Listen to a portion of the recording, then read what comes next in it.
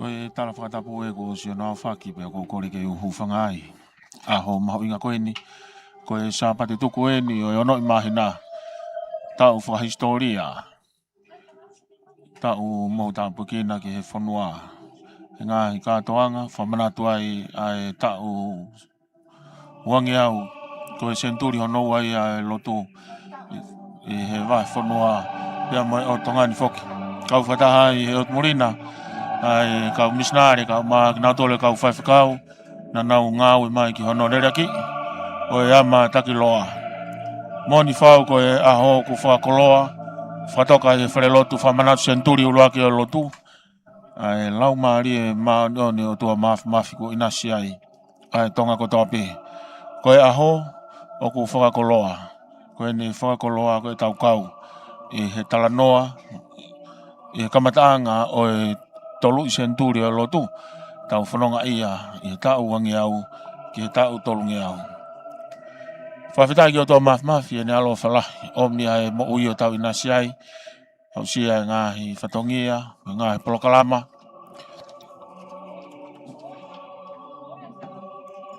i he Konifelenisi Hono te au maua mei Lotu Nuku'alofa e talalo sia ko vei o ngō mei Tonga eiki ngahi whatongia mo e wharearea Lotu ko tau tai mari ai i he ngahi aho whakakoloa koe ni.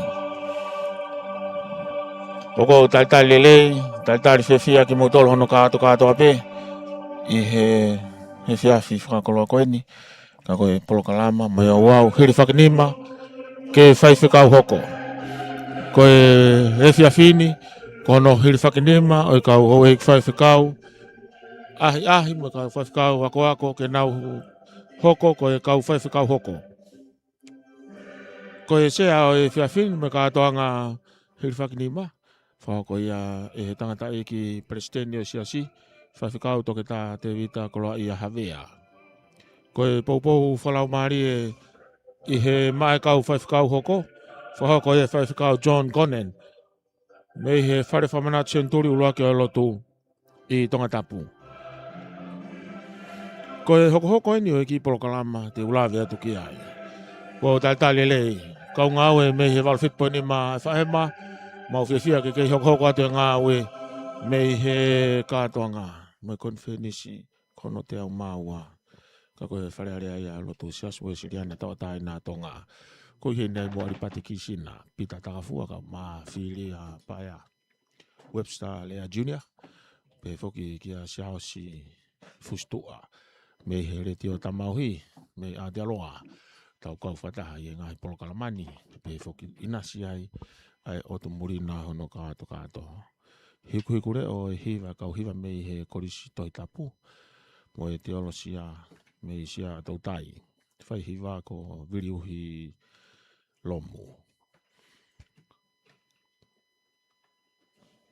Ko e hemi uloaki o e ngau anga mamawha e whiawhini. E lau ia he Faifekau te vita ngu tau tapu eluelu. Hoko atu ki he Lotu a eiki. Whamare more. Hoko atu ki he Ouau Lotu. Whako ia e sea ko tangata i presidenti o Siasi. Faifekau toke tā te vita hala. Whamare more. Ko e presidenti ako malolo. Ka koe Faifekau pure ia me he vai whanua vavau me he lolo a halai walu. Faifekau toke tā te vita hala pare whau. Lotu a eiki taki ia he kau hiwa. Me he korisko sia tautai. Whawhelake kau Faifekau ko Hilifakinima. Hoko ia e Faifekau toke tā paula no Falelotu. Ko e Faifekau pure. O e api ako te olosia i he lorotongani. Te ulawe atu ke hingoa ki nau tolu. Mo nau ngahi hoa ko ui ke nau hoko ke kau Faifekau Hoko. I he Konifelenisi. Mo whailonga i Centenary ua Lotu. Faifekau Hilifakinima. Te vita turiaki ono nau. Ko hoa e Faifekau ko se rita nau. Faifekau whiri ko siosifa koloti mau. Whika ua Paula veitomoni pongi. Hoa o Paula veitomoni pongi tolu mafua tofa waha pongi. Faifekau whiri ko sa mate i kavuka. Faifekau Hilifakinima, talaiasi whia mai ata wholau. Ko e Faifekau whiri, ti mo te folau. Fika wha Wayne vai, hono hoa ko are pina vai, ai a koe Faifekau whiri toke tā paula noa Falelotu. Faifekau hoko, Sione Tiweti, hono hoa ko Josephine Robertson Tiweti. Faifekau whiri toke tā heneri tari ai niu mei tolu. Koe Faifekau hoko ke whanofo, mo Hilifakinima, Taniela Taktaki, hono hoa ko ana request Taktaki. Faifekau whiri toke tā seo erika wa folau vai pulu. Faifekau hoko ke Hilifakinima, i kuna ofa i waha noa fifita. Hono hoa ko teuki lupe uhila fifita. Faifekau whiri sa mate i kavuka. Faifekau hoko ke Hilifakinima. Ko lani tisi whiri ai, hono hoa ko ke reti ofa whiri ai. Faifekau whiri ko taufa whiri ai. Faifekau ke Hilifakinima, o Siasi Aho kawa. Hono hoa ko ana wawahi Aho kawa. Faifekau whiri whanua ki he hau Aho kawa. Faifekau ke Hilifakinima. Te vita lonseni o kusi. Hono hoa ko vaisi o maukoloa o kusi. Faifekau whiri, Faifekau holofoni au ka folau. Faifekau ke Hilifakinima. Ili sama taufa. Koe ki ai ha hoa. Ka koe Faifekau whiri ko Faifekau tutarewa lolohea. Faifekau ke Hilifakinima. Sami wela taufa manu. Hono hoa ko resieri maf taufa manu. Koe Faifekau whiri ko taufa manu. Faifekau ke Hilifakinima. Tonolo ofa. Hono hoa ko Elieta seni ofa. Faifekau whiri tautai laulau pe alu. Faifekau ke Hilifakinima. Tuuta fotu. Hono hoa ko seni via havea fotu. Faifekau whiri ko te vita kolo huafi. Faifekau ke Hilifakinima. Wirisi he maloto kuila. Serita nau hono hoa. Whamaremore. Erina ture kuila. Kono hoa ai. Koe Faifekau ko ui, koe Faifekau whiri. Ko peni nafe kuila. Faifekau ke Hilifakinima. Mererei niu mei tolu wao. Mererei niu mei tolu wao. Hoa e Faifekau. Ko Sami wela. Na e ui e eiki wao niu mei tolu. Koe Faifekau whiri. Toke tā heneri tari ai niu mei tolu. Hoko hoka tai polo kalama.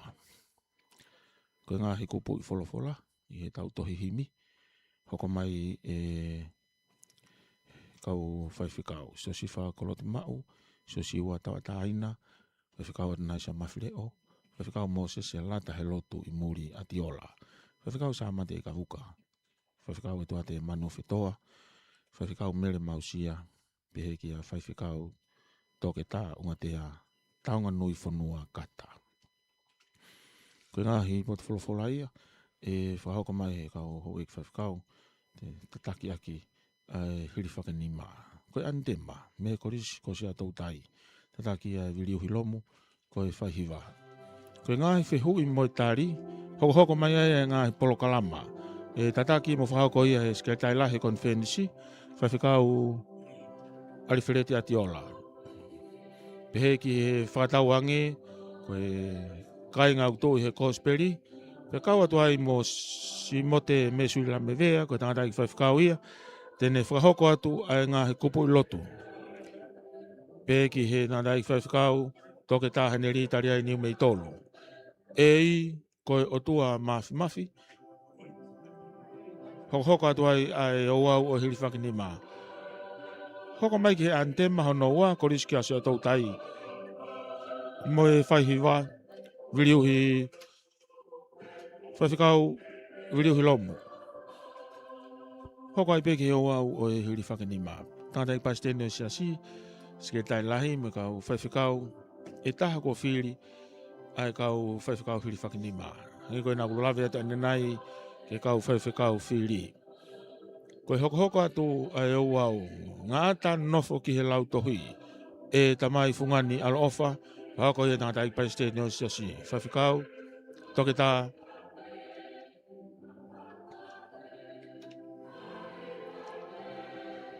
Te vita koloha ia havea. Hako mai ki himi o lau maari e. Lau atu ia Faifekau Sami wela mantisa fonua. Pe foki e poupou whalau maari e whahoko ia e tangata aiki Faifekau John Conen. Ko e sakala meniti. Paistenia Siasi mo sekretari lahi. Whamoni ki he ngau o e Methodist. E whahoko ia he sekretari lahi. Pea ka lava ko ia. Mui me ai himi. Ko e himi tuku ia. Whangea uono ngā fulmaari o himi tau kau ke whamalo ia e tamai alo laumari e. Kau e kakai o langina kau momamani furipe. Mui mai ai koloria tataki ia sekretai lahi o Siasi. Peki e keresi tātai paisteni mo hiva tutuku e pe foki ki e whaswhawhanua. Ko e Ouau. Ko e Ouau Tongatapu. Ko e Hilifakinima ke Faifekau Hoko. E Konifelenisi Hono te au maua. E vai whanua Tongatapu. Whako e ni i Saione. Ko e whare Fakamanatu Centenary uluaki. O e Lotu whakaristiane. Ko tau inasi ai i he aho whakoloa ko e ni. I mo tolu ia mo wakai mai e tau reti o. Wal fit po ni mai whaema. Kau whatahatu mo e tau live stream i Broadcom FM 87.5 Broadcasting. Peke e tau YouTube, ko tātali lei ai ki mo tolu hono katoa. Peke e tau whakamawhola. Mo e whakamalo i ai pe a ki nau tolu, o nau whiawhia ke poupou. Pea mo whakaivia, ai ngahi ngāu e kua whakaoko. Me e tau reti o. Me mau whakatau ange pe, o toka e alo ofa e tua mafi, o whakateunga ki tau tolu hono katoa. Whakamalo ke potu ngāu e ngahi ngāu e whakaloto whanua. Iloa koe mia, nau tokonia ai tau whakamawhola. Whahofonga wharearea. Tongatapu uluaki. Te vita whatawhi puloka mo e kosurio. Tongatapua se misi lafisika mo e kosurio. Tongatapu ono. Whani fitua fi fotu mo e kosurio. Tongatapu fitu. Paula piven piukala mo e kosurio. Whahofonga Tongatapu valu. Ria misi wha mo e kosurio. Whahofonga wharearea Tongatapu hiva.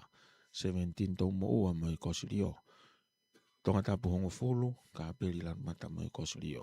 Hapa i tahaua, Simone ka pe tahaua voki mo e kosurio. Tongatapu tahatolu. Whamore hapa i tahatolu, e safe he malatu mo e kosurio.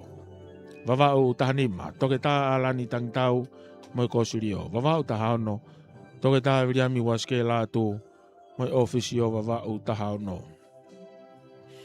Vamalolahi kia Oksana. Siu alai moana he whekau tatafu ki San Francisco, Amerika. Ne manat merie ki ene kui, ko Faifekau, ko ne malolo, Siasi tapatou taipalo. Mo whamalola hi foki ki a Baby Amado Jr., ke api ko Penieri ki San Francisco i Amerika. Whamalo ia, ai ngahi whengawe aki, malawalawa ke o atu ai ngahi polokalama, pe foki ki ngahi katoanga, i he ope, pepe ke taureti o au taki ke ngahi loto whare, o e ngahi whamiri, nau malawa ke tau ina swataha i moki mautolu, i he ngahi aho whakoloa koeni. Koe koloa, koe tau kau he ngahi aho, pe mono ngahi ngā whatongia. Whamalo ia, ai tokotaha ko nia kune i he vai whanua i Tongatapu, kau whataha mai, pe mo e kau whafonga wharearea Lotu, Hoko Konifelenisi Hono te au maua toke tā rei pasi mei Australia. Aia koe kauta fōu koni koe kunani senda. Amanaki ke foto ue ni havelu loto. Ia wha koe ia o siulai. Koe visone ke tokonia ai kakai o e whanua pe ki Tongatapu ua. Aia koe ai ngahi whatongia e whakainasi aki ki tau tolu hono katoa pe he foki ki he kunani senda. Kunani senda toki hufie aho wha o siulai. Whamalo lahi atu. I he tau whengawe aki, kaua ia toke tā re pasi. I he poupoi. Ai tau reti o walwhitpo ni mai whaema. Kau atu he ngahi kātoanga te mauala malawa ke whamawhola atu. Me maua manaki pe, ke iai tokoni mai. Pea mo tokonia mo whakaivia e tau reti o masive sivani. Kai lawa ke waka atua e ngahi polokalama no kātoa. Me he tau ngahi kātoanga i wharearea Lotu, me Konifelenisi Hono te au maua, kau fataha toi pe ki he wike he lala mai Fakamanatu a whahifo ene a fio tama ko tupo wono ka koe whare hau ia o e whanua pe he ai whakamalo lahi atu pe he whoki ka te motolu o ku mo mui e tau ngā hi whakamafola iyo mau fia lahi au pito ke tānaki mo omi ho mo iwi ke whahoko ake ngai whakamafola koni i he whika telefoni ko e fitu tolu taha no wha fitu tolu taha no wha e tau whetutaki a ia ngāhi whatongia pe moha ngāhi whakaivia te mo wala tokoni whakamalo whoki ki he Siasi Uesiliana taina Tonga Siasi Uesiliana taina Tonga ia ngāhi tokoni ngāhi whakaivia e whakahoko ke tau kau taha malawai ai whatongia ni hono katoa koe koloa lahi ai tau kau i tau pesi Facebook mo tolu koia i whanua murina mo ngona mo mā mai e ngāhi polokalama i he tau whakamafola whawhitai peki o tua e ne kei o mai haivi ko hia ke kei whakaivia e tau ngāhi mea ngā aue kau mai ke tau ngāhi mea ngā aue maho inga a koe si kau ngā aue Broadcom FM 87.5 Broadcasting kei mau e iwi on mo sino mo oilelei ke whakamafola te tau ngāhi ngā aue pe he ai whakalawe atu teu o e polokalama maho inga o e hoatani o Ouau Hilifakinima ke Faifekau Hoko Konifelenisi Hono te au maua ta uafi maua ano Falelotu Fakamanatu Centenary ulaki o Lotu i he talalo sia ko veiongo whahoko atu ai whakamafola whangatonu ko ini i he houani kau whataha whoki mo Siasi fustua i he rotongani me he reti o tamauhi ai talitali lei ki mo tolo no katoa e kai ngatai o tau wakai pe Siasi ki he hoa pe whoki ke aho mau inga koeni po te ue polokalamani tau inasi ai me kakai o e whanua malo Siasi malo beto sonu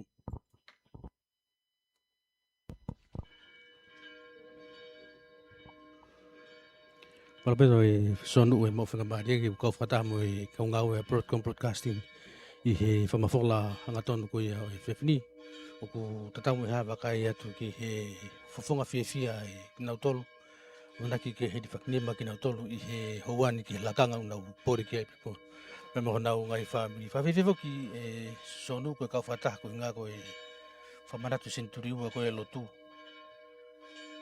ki o whiwhengi ko whataha pa mo kau ngau e broadcasting ki tau kau ngā whenes ak whataha mo tau kainga ko toa pi o nau mea mai mitopre a tatare ringi mo tolu ki Falelotu saione i houan.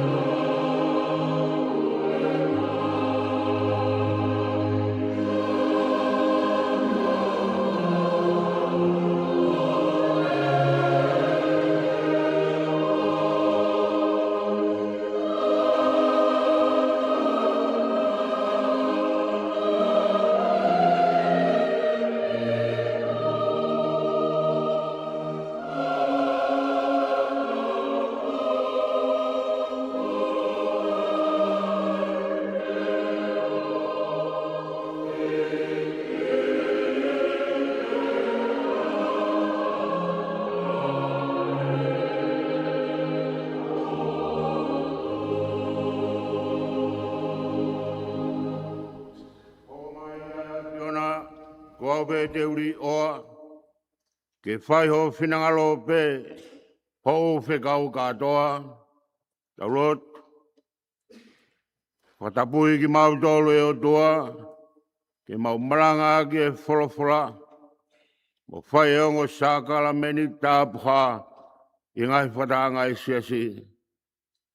Kaumai i ngai wholawhola, ka maha whikau, mo i loto ko mau whai, ia Jesu Christ ko aro, kako mau whamui. Amen.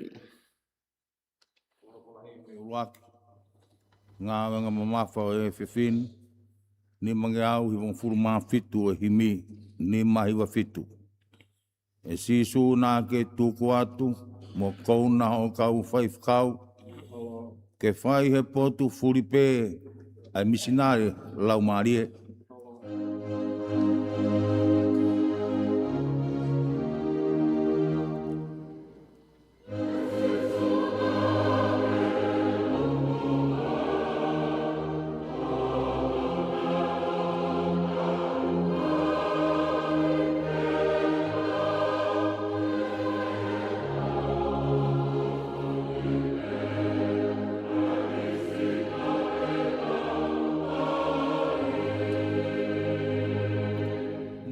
Lupe ki tua a tu i hala pureanga fori he vao ke he puke e lau mari he.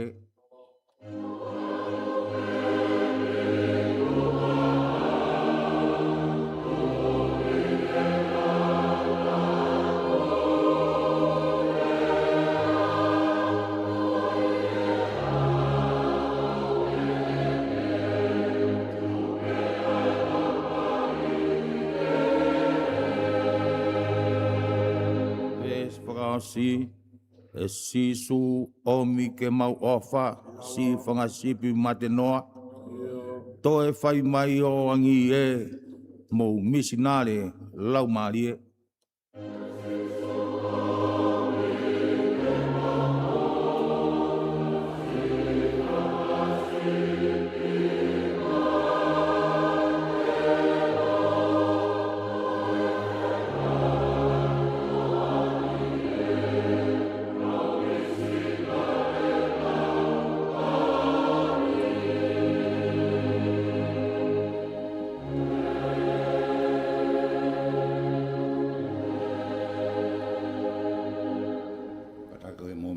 Lotu.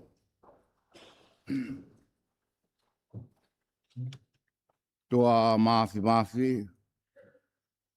a fiona ia ko mau i Manuela ko mea te pu ko a fio ia te mautol.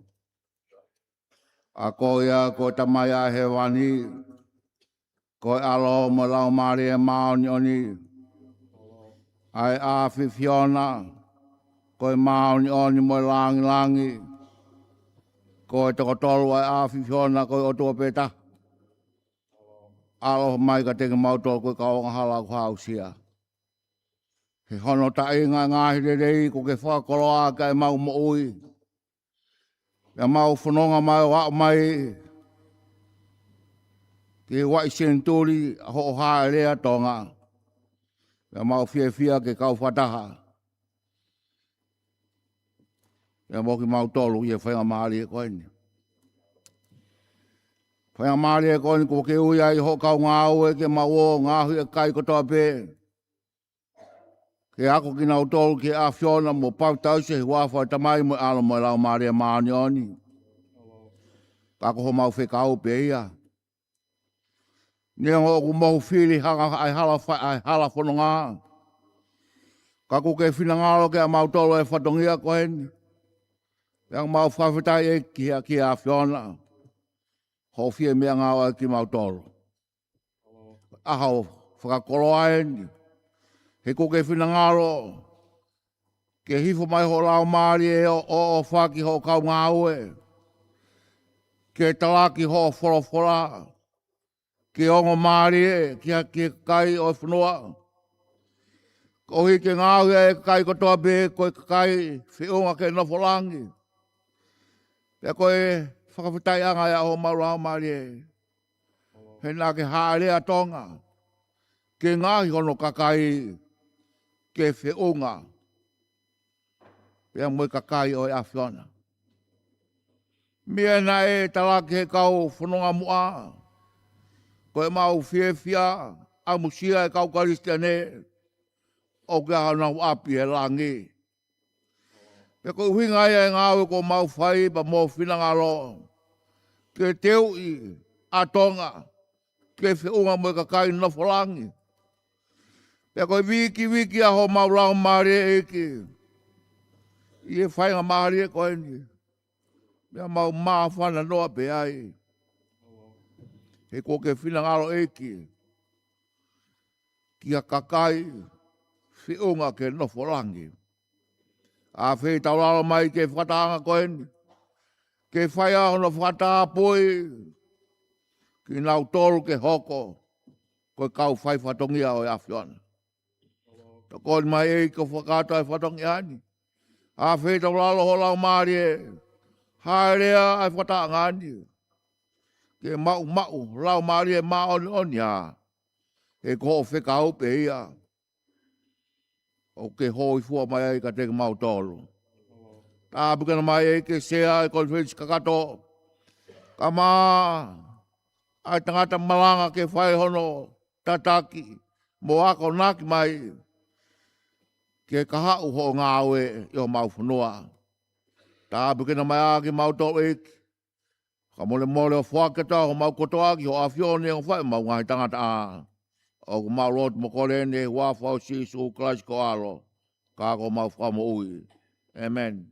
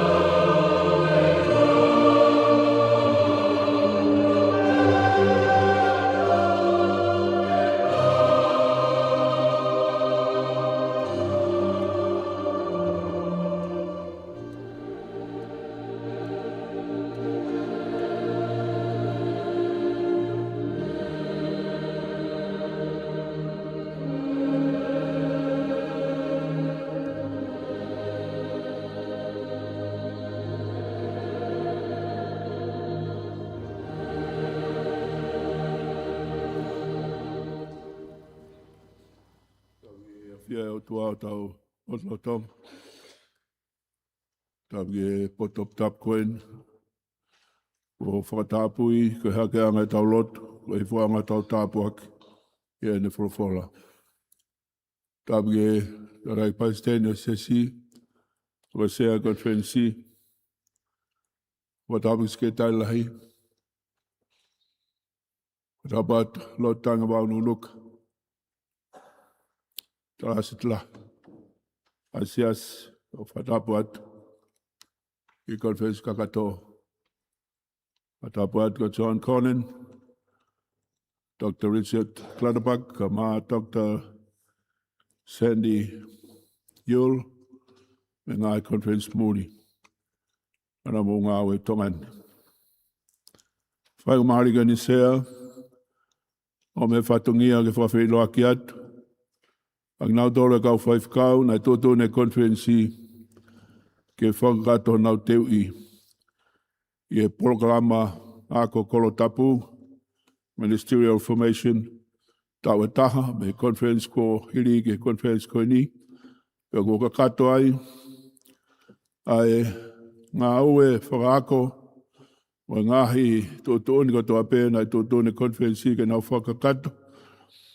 Pea whai mo nau sivi, pea ko māua ngā ue, ko ia ko whoto atu, me programa teu e kau Faifekau, ako mo ai ahi, ai toko o fulmao no koeni, ke Conference kakato, e whakakato, au nau Hilifakinima he hon, o ia te ui atu peo nau hingoa, a taka tari mai hui, o ke kātake aki o lunga mo hoa, ke kakato a hiri a petau toki nofu ki lalo.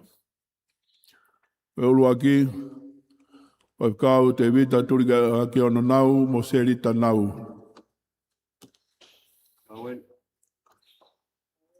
Ono wā, ko Paula veito moni pongi mo tolu mafua tofa waha pongi.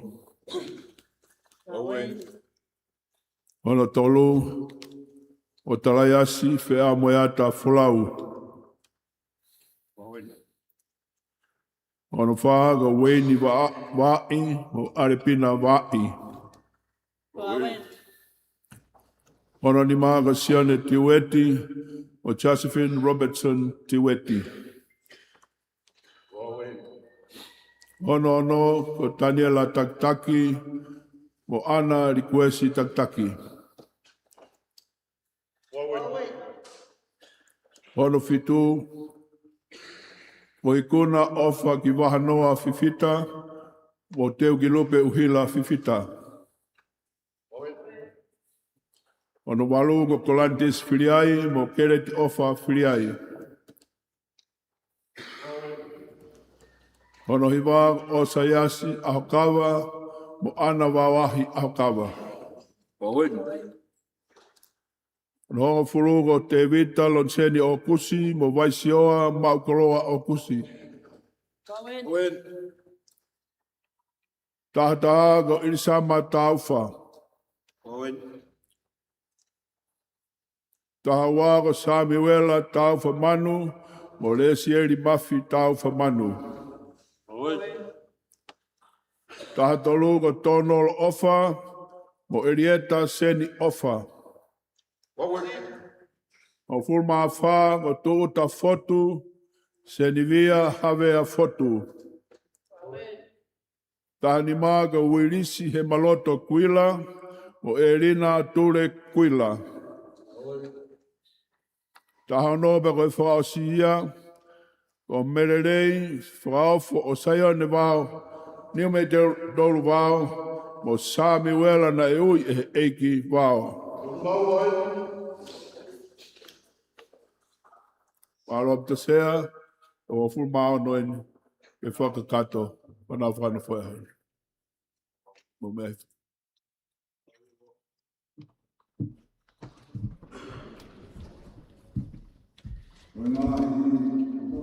Forain.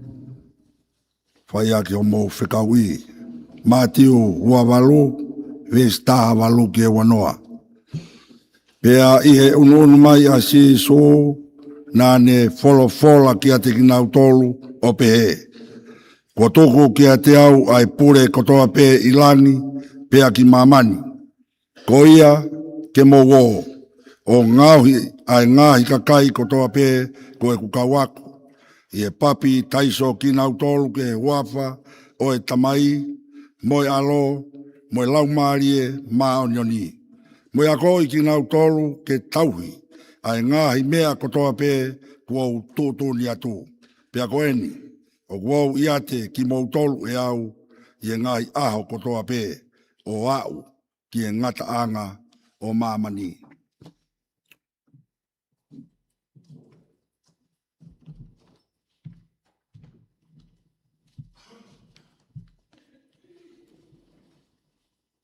Ko speri o Sisu Christ ono hikitohi e luke, hongo fulu maua o e wahe, tolungo fulu ma nima, ki he tolungo fulu ma walu o e vesi. Ko ki mau tolu, ke mau huke ho mau kofu, ke tutu ai pe ho mau mama, ke a mau tatau, moha kau tangata o ku tari ho nau tolu eiki. Hane foki mei he taane. Ko hika a umaia o tuki, pia nau to lewa ki ai. Monu ia ka koe kau tā mai eiki koia, aia iloa ki nau tolu ehe eiki, i hene haere mai o ku nau le ope.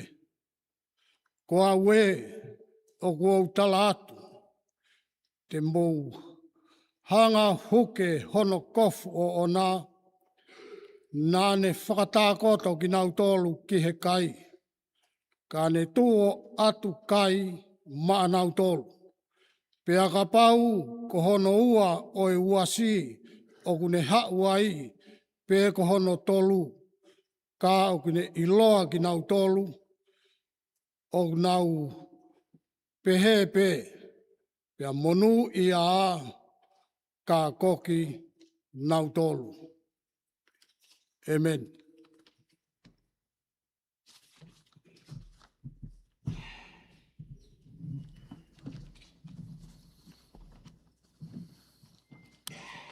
Hongo le reo Sisu Klaisi, hono whai e sione, hongo fulu e wahe, hongo fulu maa taha e si, hongo fulu maa ono. Ko au ko e tahu lelei. Ko yanga o e tahu lelei ke atu ene mo ui, ko e uhi ko e whangasipi.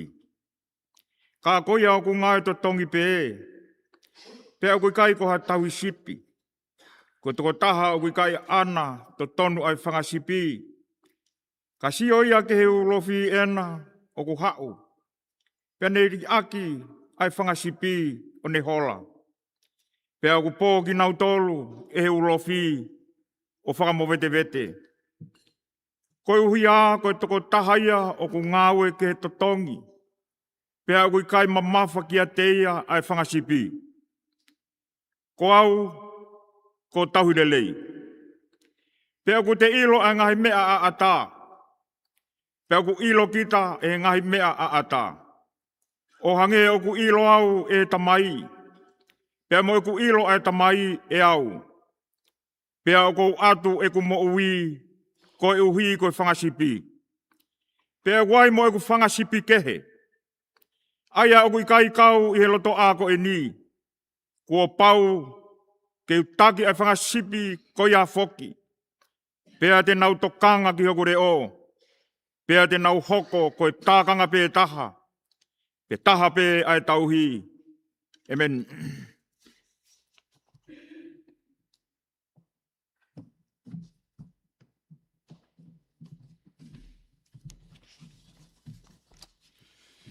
Ko speri o Sisu Christ na ito he sione, o furu maa taha e wahe, o furu maa ni maa, i ono o furu maa fitu. Pea ko whaire wai nau breakfasti, pea mea e Sisu ki a Simone Peter. Simone, foha o sione, o ge ofa ki a te au, o rahi a nau toloni, pea ne pe e ki ai, i o eiki, O ke meai o ko ofa moni ki a te koe. Pene forofora ki ai, whawhanga se whangalami. Pene toi mea ki a te ia kono tō wā. Saimone, whoha sione, o ke ofa ki a te au, pene pehe ki a te ia io eiki, o ke meai o ko ofa moni ki a te koe. Pene forofora ki ai, tauhi e whangasipi. Pene mea ki a te ia kono tō tolu. Saimone, whoha sione, o ke ofa moni ki a te au, pia mamahi a pita i e tua tolu, ene pehe mai, o ke ofa ki a te au, pene pehe ange, eiki, o ke awhio i a mea kotope, o ke mea i o ko ofa moni ki a te koe, kia forofora si su ki a te ia, ke whawhanga, se whanga sipi. Amen.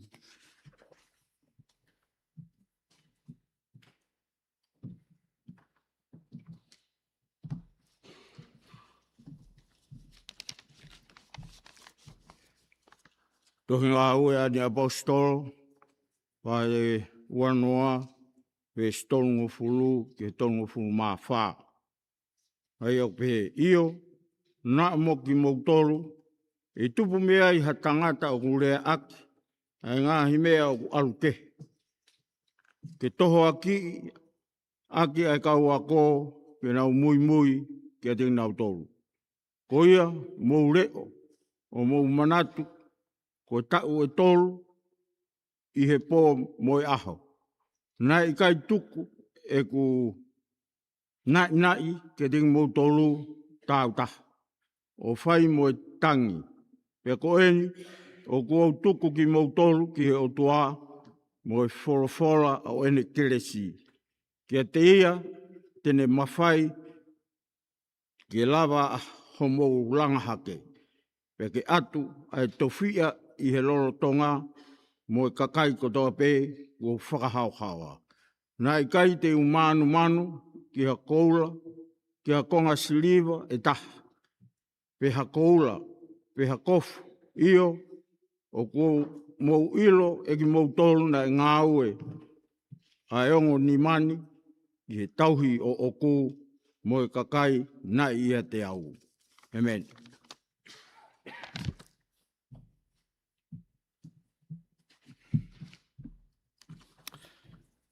Episerian Paula ki kai Efeso.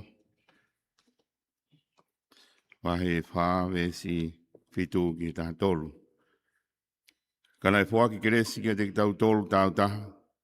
O whaafuafua ki lahi o mea ofa a kalaisi. Ko ia une wholofolai. Nene haere ki olonga. Nene taki pōpula ha koto pōpula. Pea ne whaki mea ofa ki he tangata. Pea koe lau ki hene haere ki olonga. Koe hāhano aonga ka koe nipe. Tā ni haere hifo whoki ki loro whanua. Ko ia nā ni haere hifo. Ko ia be whoki nā ni haere hake. O osi hifo e ngāhi langi. Koe uhia ke ne au niu i e mea kotoa pe. Pea whoki pe e ia hani ihi o ka apostolo. Hani ihi o palofita. Hani ihi o evangelio. Hani ihi o tauhi mo whaiako. Koe hige osi sauni e ka kai lotu ma e ngā ue tokoni. Mo langa hake e sino kalaisi. Kai oa ke tau au sia ko toa be, ai tui taha, mo i ilo taha ki alo e otua. Ke au sia e tangata hao hawa, ke au sia e fua. Koe lahi o ka katoa kalaisi.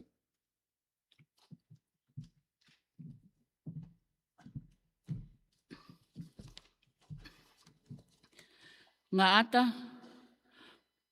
ko pau ko hā kia tek mōtolu e mamawha e lākanga ko ui ki mōtolu ki ai. Nei hā ia iho mō whaasivi nai whai. Pea kua toi hā i he ngāhi kupu i wholofola, kua toki lau. Pea ko eni. O mauto e nai atu he huawha tau e ko si sukalaisi, ke mō manatu mawai pe ki he mahu inga e tuunga. Mo e mamawha o i ngā ue. Kua pau ke nofo kia ki mōtolu ki ai. Aia koe kau Faifekau, koe kau leo, mo e kau tau hikoloa ai eiki. O ka mautolu ke ngau e ke family o e eiki, ke ako mo waloki ki nau tolu, pia ke tokonaki ma nau tolu o fafanga. O ka mautolu foki, ke kumi ke whangasipi a kalaisi kua mo vete vete, pia ke tokanga ke nau whanau o kuhuluni, he mama ko vini, ke nau mau mo ui i a kalaisi o taingata. Ko ia, ke pulusi ai pe i ho mou loto ai me ani, koe whahinga ki mou tolu kua tuanaki, o tuku ke ai ha fu kolo alahi ke tauhi. He koe sipi whakatau a kalaisi, pia koe totongi na ne atu ki a te ia ki ai ko ene mo ui. O ne lilingi ki ai hono taa. Koe siasi mo e kakai o mo ngau e ki ai. Koe waifi mo e sino ene afio. Pia ka pau e hoko ha kovi ki he siasi, ko ia i ho mou tae tokanga, pia lawe ai mo hatokota, pia mo utaange, ki he lahi o hia ko ia, mo e tau tea, kua pau ke hoko. Ko ia ke mou whakalaulau loto ki ngau e mou whai, e whanau ai o tua. Ki waifi mo sino o kalaisi. Oua nā tūku ho mou whita a, ho mou tokanga, kai oua ke au ki ho mou tūku i ngata, ke whai ho mou whatongia. Pea koe whatongia ko ia koe ngāua ke kakai o tūku tauhi ke tek mou tolu. Kai oua ke nau hokosi ai hao a i he tui ki he otua. Mo i loi o ene afio. Pea oua na wau ke whatu tangata whakakalaisi. O i kai ke ai haawa ke siasi ke huma i ai hako naki whakahe. Pea anga musa. Ko ia, o mahino ai mamafa mou lakanga. Mohono whainga taa foki. Ko ia nai mei tau ke lahi ho mou teu ki ai. Ko e mea e taha. Te ria e ki ko ne ui ki mou tolu. Ke tuunga maurunga pehe. Ke haho mou whakawhetai, mou mahu inga i ai. Pea ko e mea e taha. Nā iha mou whaihala mou tolu. Mo e mea e taha. Nā tupuha mou ngau e o whaihala hani ihi. Ko ia o kou ekina ki atu. Ke mou hanga ki o tua, ke mou mau mea te ia, ai fie whai mo e mawhai. Ko ene mea ia. Ko ia, mou loto whakamato ato ke hifo ke tek mou tolu hono lau maali e tāpuha. Ko e teulaha ia ki ho mou ngau e.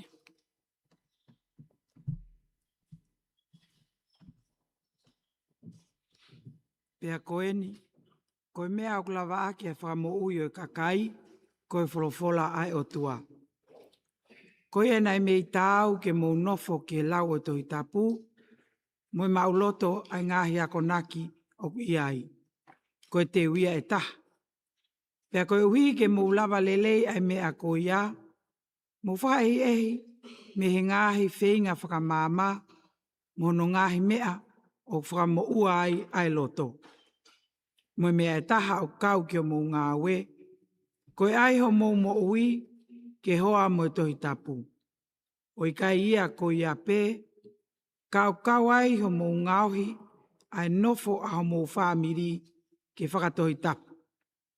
O mou pehe ko wholoa ho mou whakakau ke ngahi mea ko ia, pea ko mou tutu uni, i he tokoni ai e iki ke au fuato ki o mou ngā we, ai lakanga ko eni, ko finangalo ai o tua ke mou iai. Pea hu ho mou tokanga, ki he mea ko ia pētah, o sio ki o mou ngahi whenga, mou wako, pe te mou lotu mau pē ki o tua ko e tamai, ia sisu kalaisi, ko tau moi hu, ke ne tokoni me langi, aki a iwi o lau marie ma oni. Te mou lau ai wholofola, i e aho kotoa pē, o whakalau loto ki ai, koe uhi ke whakautu ho mou mālohi i e ngā ue. Kai umaa, te mou whenga ke tā ho mou mo ui, mo e nofo a mou ngāhi whamiri, ke hoa mo e tutuni a kalaisi, ka mou hoko ko ngāhi whaiwhaitaki anga lelei ke kakai. Ka neonga ne mahino ke tek mautolu Faifekau ko mou loto o ia. Ka mau whakaamu, ke haa ke whakatahani, Foki aianga o mou loto i ngahi me ani. He ko o mou whakapapau ki ai i e ao o hafu kau karistiani pe he koe mea ia ke we i ki mou tolu ke whai. Ko ia ke mou tari whakapatonu mai a ngahi whehui o mau whai atu e huafa o tua mohono siasi.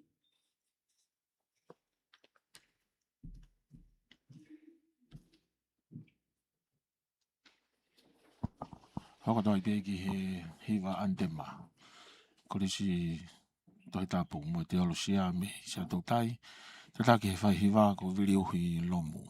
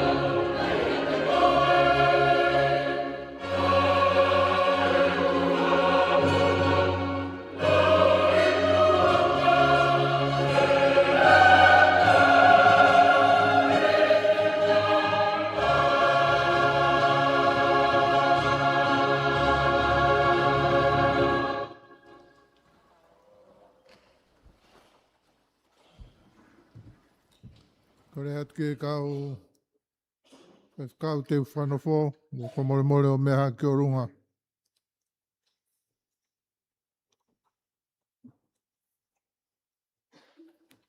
Mo tari mai e ngai whihui koe ni. O ko ke tui ko wei koe he lau maari e maani o ni. Ke mau e lakanga koe ni. Ke ngau e ai ke whakau tutu ai lang lang o e o tua. Faifekau Fefe. O ko ke tui o gulahi ai tohi tapu o whiunga. Hono ngāhi ako na ki. Mo te mau e mo i tangata i he tui ki a Sisu Kraisi. Ke te ke whai me he toi tapu ai ako ne kina o i kakai kua tuku ke tauhi. Pea ku ke whakapapau mai e kai te ke whotu. Ha ako naki ke whai ki ai e kakai kanau mo ui. Ka koi abe e ara whakamooni ki ai me he tohi tapu. O koi e o whakapapau ke whai rami o e nake. Koeni, te mo whai homo ngā ue Faifekau, i he pule e Konifelenisi Siasi, Uesiliana tawataina o Tonga. Ko ia kou whihui atu. Te ku mou lau e ngāhi tohi, nai atu ke mou lau. Ia kā ko ia kou whia ilo. Te ku mou tui o hoa mo e tohi tapu. Ai ngāhi toka te rini o tau Siasi. O wā ngā ko iwi ia, e o tui o e koeni, o kai koe whoou ki mō tolu ki heanga o tau ngā ue. O ngāhi lao o tau Siasi. Ia koe a kou whihui atu pē. O mō pehe o ku hoa e tau ngāhi tūtū ni mo e tohi tapu. Ia te mō whapapau mai ke whai ki ai. I ngāhi poto o ku mō pure i. Ko hoko ia. Ke mō whapapau mai. Te mō whai tokanga ho mō ngā ue. Ai maranga aki o ngāhi toka te rine. Ai whai o sakarameniti. Mo e whamau o Siasi o tau. Mo ngāhi tūtū ni a karaisi.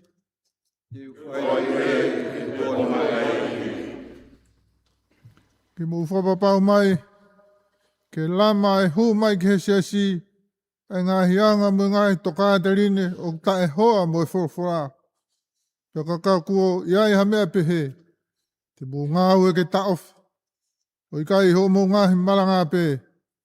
Kai he taratara i whare whok. O kumi whainga maari e ke whaito o pehe. I ngāhi lau maari e o kumahaki. Te whai e tona ai. Ke mō whapapau mai. Ke mamafa ki he lotu. I he lilo. Mo i lau tohi tapu. Mo ngāhi whahinga ako o tokoni. Ki he ilo e whorwhora. O whakaehi me ngāu e ki mamani mo e kakano. Te whai pe i tokona ai. Te mō whapapau mai. Ke tokanga ki a tengi mō tolu. Mō ngāhi whamiri. Ke hoa homo a ngā. Mō ngāhi toka te rini a karaisi. Ke whai tūku i ngata. Ke mō hoko. A ki mō tolu. Mō ngāhi whamiri. Ko sipinga lelei ki he Siasi. Te wai pe i tokona ai. Te mō whapapau mai. Te mō whai tūku i ngata he mamahi o e merino. Mo e whiofo o whani. Ai Karistian ko toa pē. Kai o maa i ngā Siasi o mō tauhi ki ai. Te whai pe i tokona ai. Ko mō loto ke whakapa ap. Mo whakao ki e kau Faifekau aia e tuku. Ki a teki nau tolu ho mō pure i. O tari loto le rei e nau ngāhi tā ki tara mō whare i. Te whai pe i tokona ai. Tawanga me o toa mafi. Aia kone atu ki a teki mō tolu e loto whi whai ki ngāhi mea mamawhani. Kene atu fo ki a teki mō tolu haiwi. Ke whai ho mō whakawa. Ia kene whakakato i ngā ue ko kamata i ho mō loto. Ia Sisu Kraisi ko tau eiki. Kainga. O tu e gospel nai tohi e luke. Tukua e whai e krais ke whanofo ni kau apostolo. Nā ne o siki ai po i he ne lotu ki he o tua. Tūwho ki he tohi ngā ue nei au kai mo lotu ai siasi ante o ke ki he nau whai ke whanofo a paula mo pāne pas o tuku atu ki he ena ngā ue. Ko ia tau whai taki a krais mo ne kau apostolo o whai moha hūwhia i he te eki he tau whanofo ai tūnga me ani.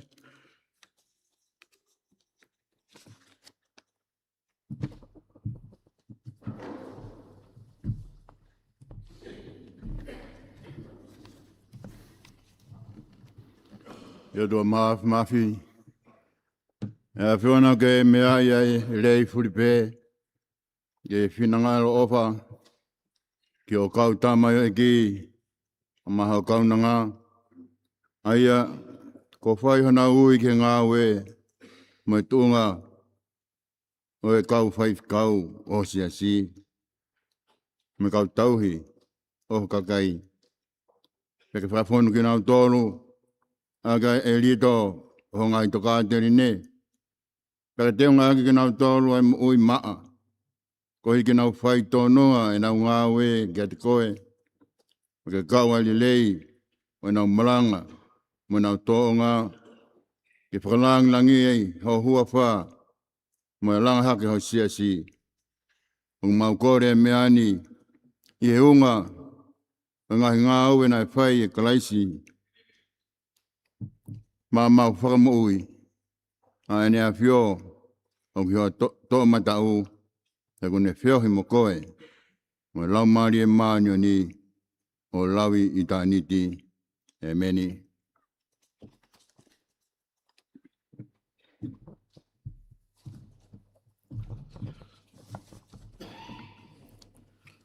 Ia tō mafi. E mau tō mai whakalangi. E whiona ke ofa pehe ki māmani. Koe nā ke tuku ato alo tō pētāne whatupu a hau pere ko sisu kalaisi. Ke ne hoko, ko mau, ko eri, mo te whito e mo ui whakaitāniti. Mau whawhetai ho ofa ko pehe whau. E mau whawhetai he ofa kalaisi. E ne lawa ho tau whamoui aki e ne pekia. E ne toi haere ki he langi na ne whekau atu ki mamani. E ne kau apostolo. E ne kau palo fita. E ne kau evangeli o. Ai kau whai ako. Ai kau tauhi o ngā Siasi. E koe mea i he nau ngā ue kua ne tāna ki a futakanga. I he potu kehe o mamani. Mau whawhetai whoki, he ofa e a whiwhio. I ho ui, ho kau, tamao eiki, mo kaunanga koe ni. Ki loka, lakanga koe ki, ho huafa tau. E ngā ue, ho huafa tau. E ngā ue, ai tōnga Faifekauni. Mo ai tōnga Faifekauni. Mo kakai te ke tūtoni, ke nau ngā ue ki ai.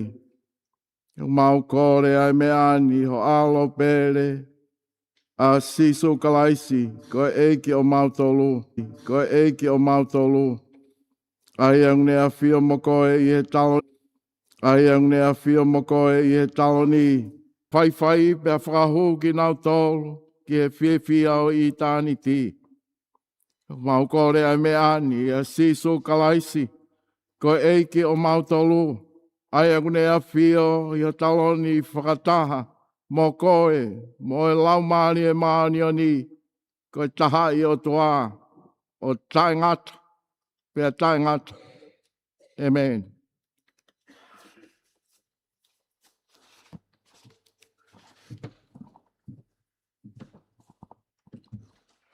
Hoko tai peki he hiwa antema. Ko hiwa me koris konsa tau tai. Tataki ai pia e liu hilong. Ko ngā hi Ouau Lotu na whakako i asike tai lahi. Pehe ki a toke tāne li tale ni me tōlu.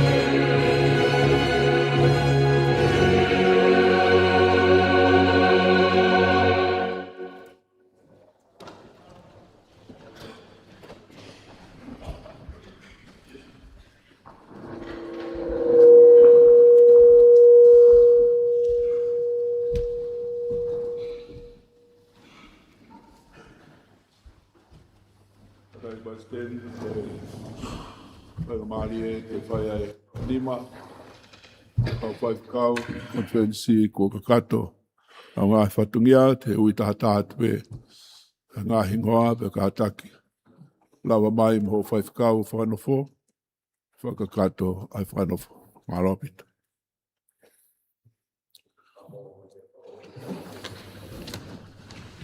Ua ki ko Faifekau te vita turi akino no nau.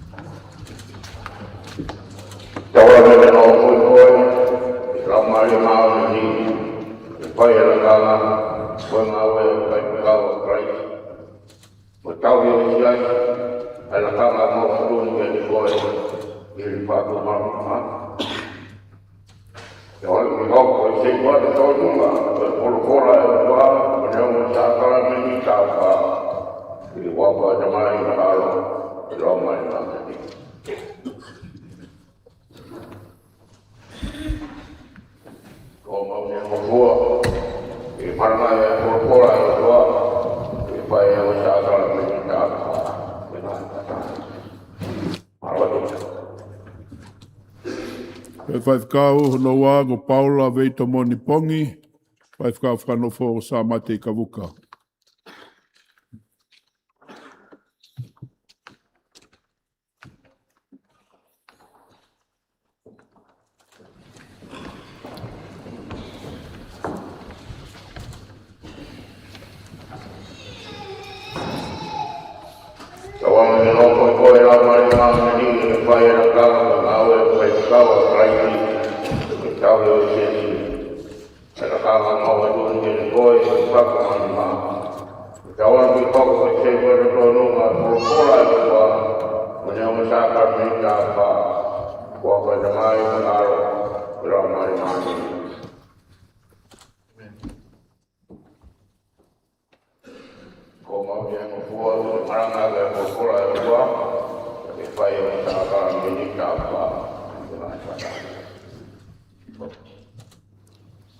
Faifekau no ko talaiasi whea moe ata whulau.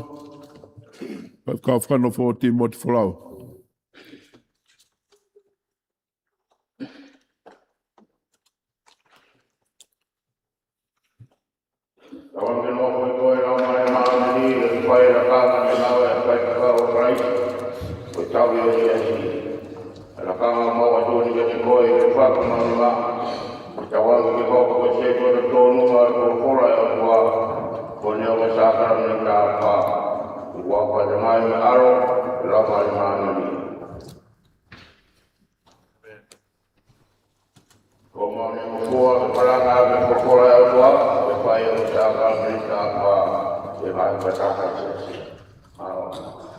Faifekau no ko o Wayne Va'i. Faifekau whanofo o Tongatapu le whau.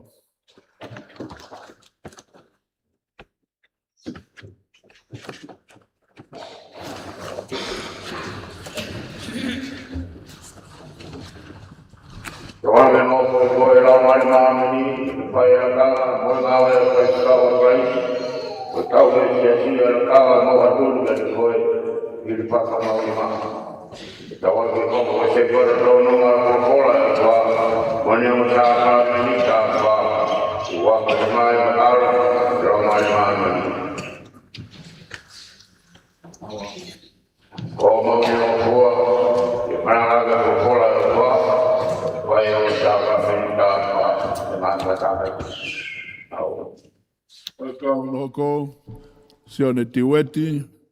Faifekau no whanofo o Senituli Italiani me tōru.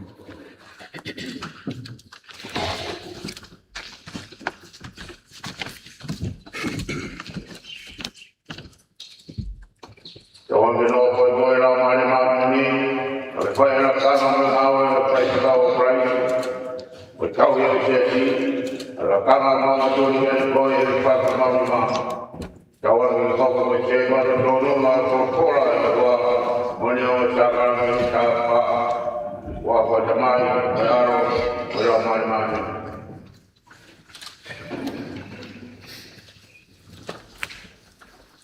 O mau o fo o ma e kola e wa e pai o sakara ni ta pa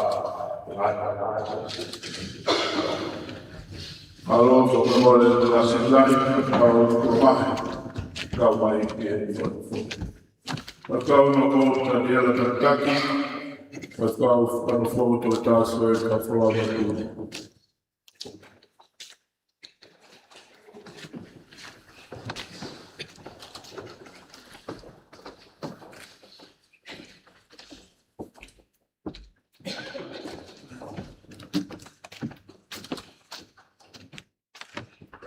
Kawan no ko e la mani ni e pai la kanga mo ngawe e Faifekau o tau ia Siasi, ala kanga maua tuni gani koe e Fakamanatu. Kawan ni hoko me se toa tonu ma kola e wa moni o sakara ni ta pa wa fa tamai me aro e la mani.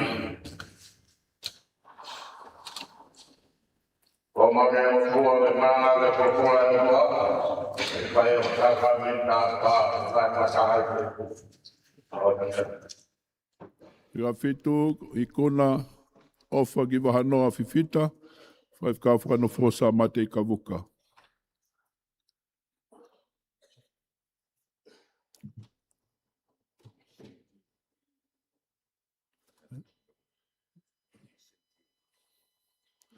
Honorable Sandy Hill, please. Come forward. Dr. Sandy Hill.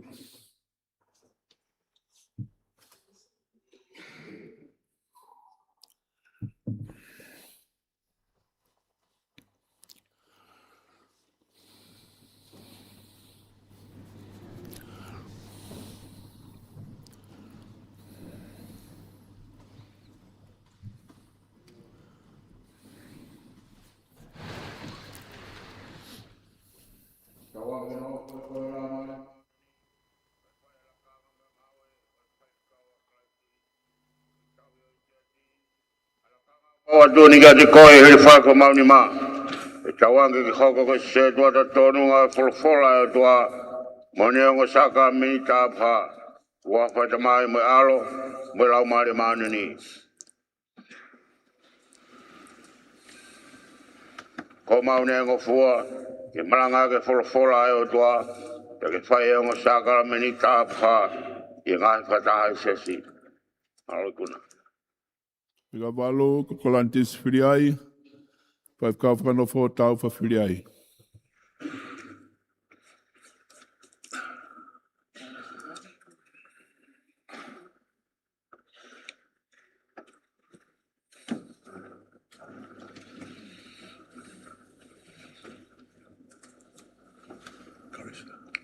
Tawanga ke no foi ko e lau mani ni, ka ke whai la kanga mo ngawe o Faifekau mo tau yo Siasi.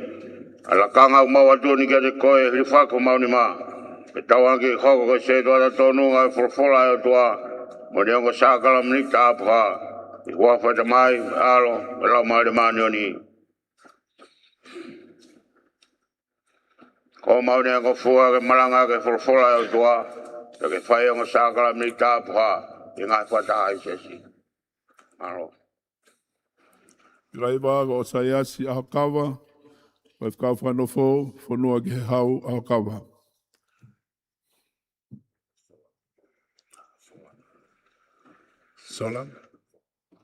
Solame, please come forward.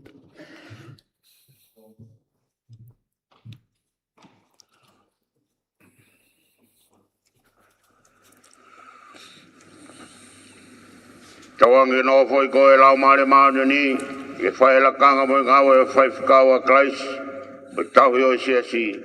La kanga maua tuni ke te koe hili Fakamanatu. E tawangi hoko ko se toa tonu nga folfola e toa, moni ongo saka mini ta pa, i wafa o tamai mo alo mo lau mani ni. O maune ang fua ke malanga ke fora tua ke fai ang sakala minita pa nga kata Siasi. Mala. O fulogo te vita, lon seni o kusi, pas ka whanofo horfoni au ka flau. Dr. Richard Clutterbuck, please come forward.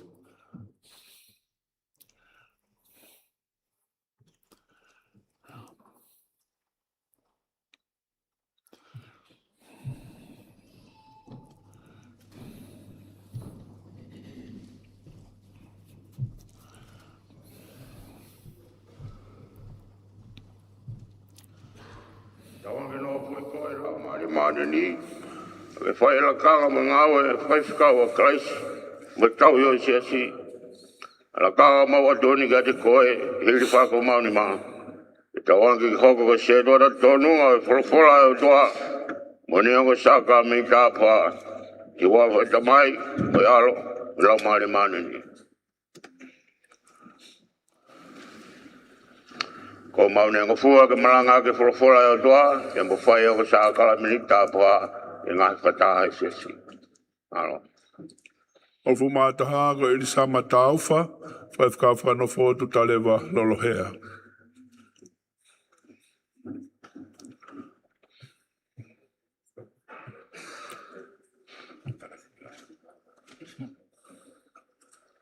Tawangi no foi koe lau mare maunu ni, ka ke whai ala kanga ngawe Faifekau a Christ, o tau hio Siasi.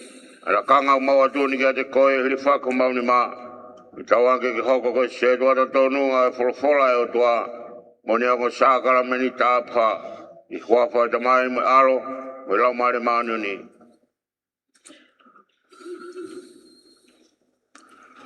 Ko maune ako fua, ke maranga ke folofola e o tua, ka ke whai ako sākara meni tāpha, e ngai katanga ai Siasi. Alo. O fu mawa, sa mi wela tau whamanu, Faifekau whanofo tau whamanu. O bore o ngau tala sitlai, o lawa mai o kau ke whanofo. Reana. O no.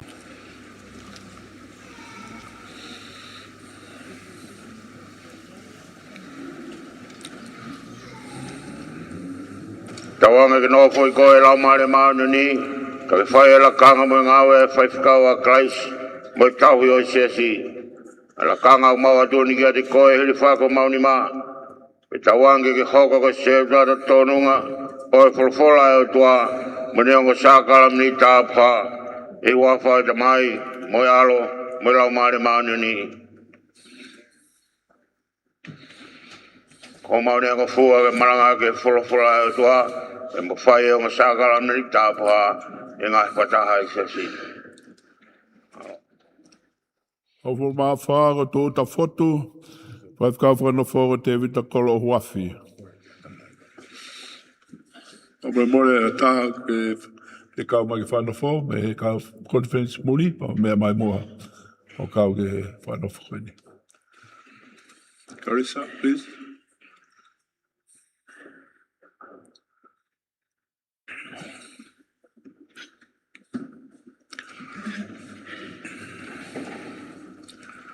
Tawangi no foi koe lau mare maunu ni, ka ke whai ala kanga mo ngawe Faifekau a Christ, mo tau hio Siasi. Ala kanga maua tūni kia te koe Hilifakinima mauni ma, ke tawangi hoko ko se tuata tonunga e folofola e o tua, mo neongo sākala mni tāpha, i huawha tamai me alo, mo lau mare maunu ni.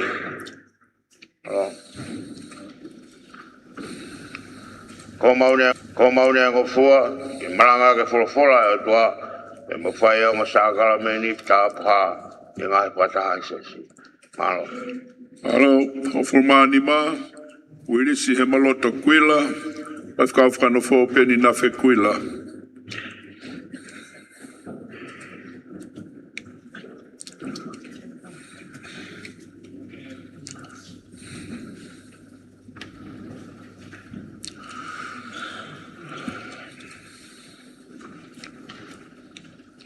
Tawangi no foi koe lau mare maunu ni, Ka ke whai e la kanga mo ngawe o e Faifekau a Kalaisi mo e tau i o Siasi.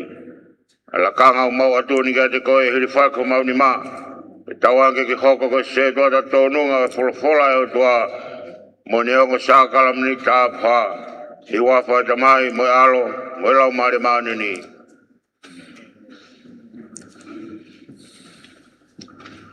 Ko mau ne ongo fua ke malanga ke folofola e o toa. La whai ongo sakala mni tāpha. I ngai whataha i Siasi. Malo. O fulmano, Faifekau melelei, whakaofo saione, niu mei tolu wao, Faifekau whakanofo to ta neri, tari ai ni mei tolu.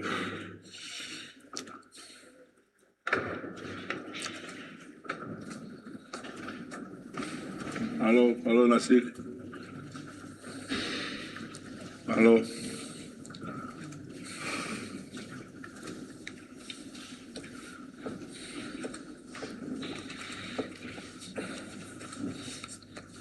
Tawanga ki no foi koe lau mare maana ni. Ka ke whai ala kanga mo ngawe o Faifekau a Kalaisi mo e tau i o Siasi. Ala kanga o mau atuni ki ati koe Hilifakinima mau ni ma. E tawange ki hoko ke se toa ta tonunga e folofola e o toa mo ne ongo sakala me ni tāpha. I wafa e tamai mo e alo mo e lau mare maana ni.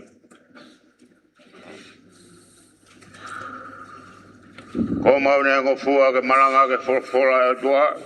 Ya ke whai ongo sakala me ni tāpha. I ngai whataha i Siasi. Amen.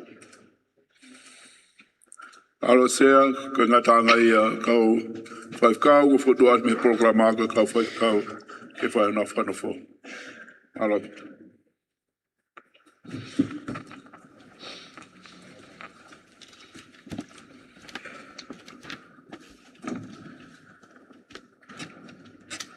Kau Faifekau, o nofo ki he lautohi, ki he kina ki o e kakai, o malanga ki o tau ngahi toka atu i ne.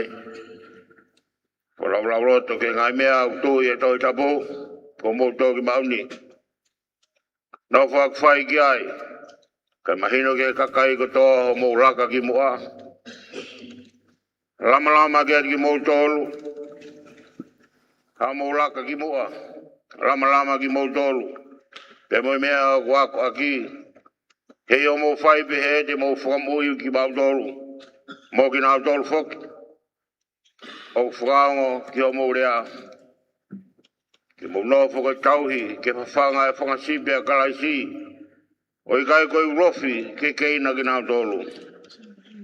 Puke puka e vai, whai toa e mahaki, hai e whasi. Puke mai e holomui, kumia e he. Whai ofa ke tarangata a, kai o e vai kovi. Tautea, kai o e ngalo ai ofa. Ko i kai roanga e hamai, ai tau whungani, o e whangasipi, ke mou mau e krauni amalani, o e lang ia Sisu Kraisi, ko mau e ki, mau i wei Lotu.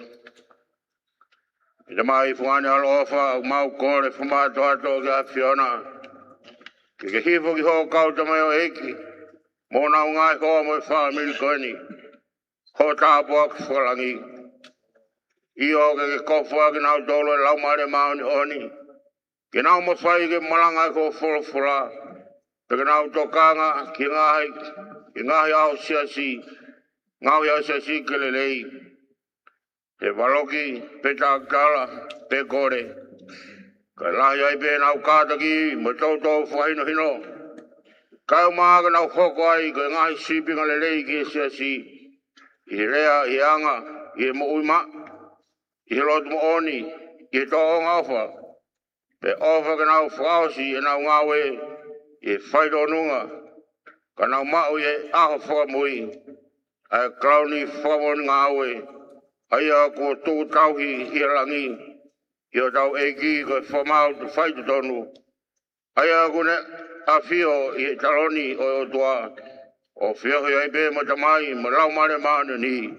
Ko tai o toa. O lau I eternity. Amen.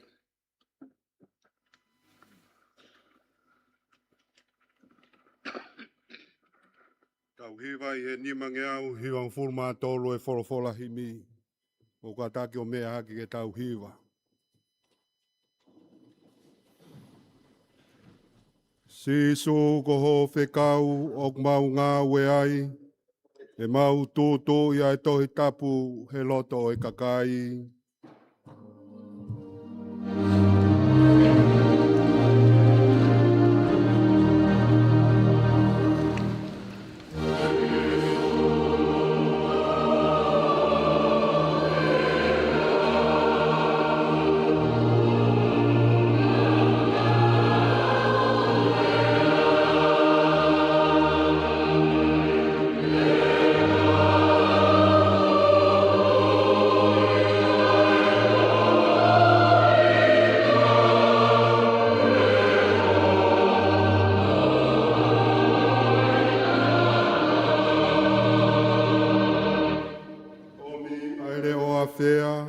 Mai a ere loafi, ke taunga tonu e maulea I o nau atamai.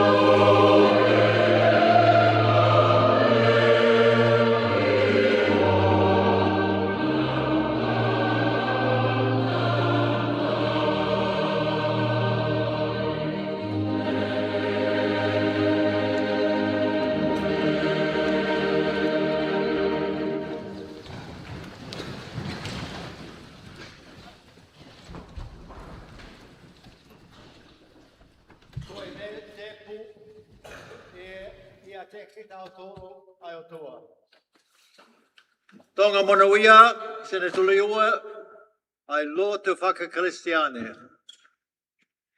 Ko Sihova, ko e pale tuo Tonga. Tapo mo e awhio ai taiha mai I hotau Loto Tonga.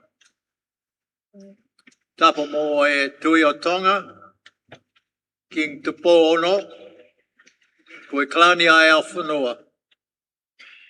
Tapo mo e ta hine kwini nanaspa. Tapo mo e Prince Pule, Prince Ulakalala Tupota. Tapo mo e Prince si sinai te kala mo e whale o ha mo e ofa. Tapo mo e Princessi Saloti Mafele o Twitter, ko e Pulusila o Fasi mo e afi. Tapo mo e lo Twitter. Tapo mo Prince Ata, Prince Tungi, Prince Kalaniavalo mo he oeki o I whanua. Tapo mo e Paleme o Tonga. Tapo ki he kao mata pule. Tapo ki he Palestini mo e Sekalatai mo ha tala eki. Konifelenisi kakato mo e Siasi kotoa.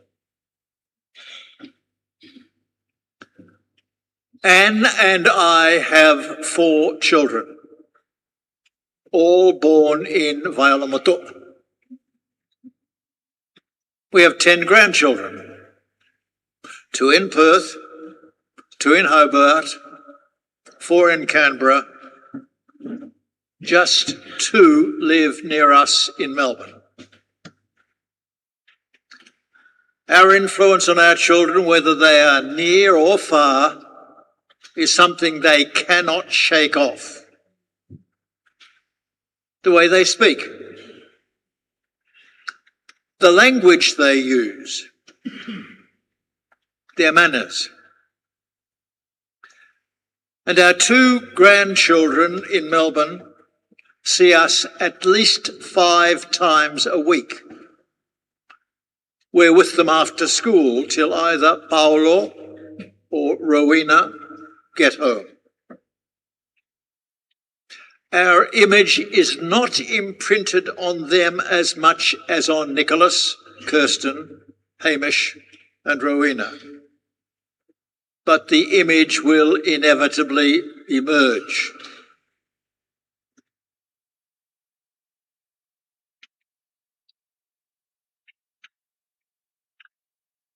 Lexi has just turned 9, but she already knows Grandpa's jokes and anticipates them.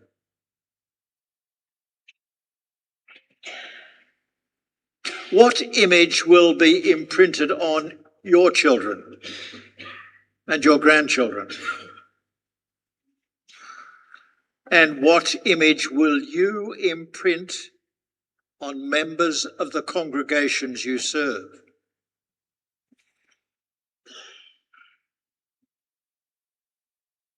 Particularly with children, there's a struggle between knowing what they should be doing and doing just what they want to do. They test the boundaries.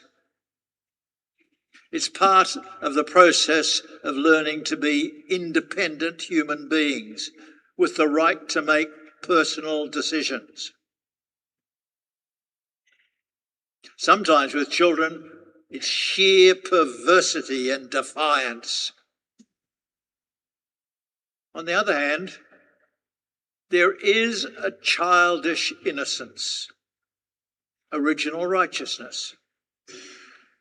But there's also what the early church father Augustine called original sin. I think that's a poor choice of words. As you observe what's going on in your children and grandchildren, you soon realise that there's not much original about their defiance, perversity or sin. We saw it in our children, sometimes in Elijah and Lexi.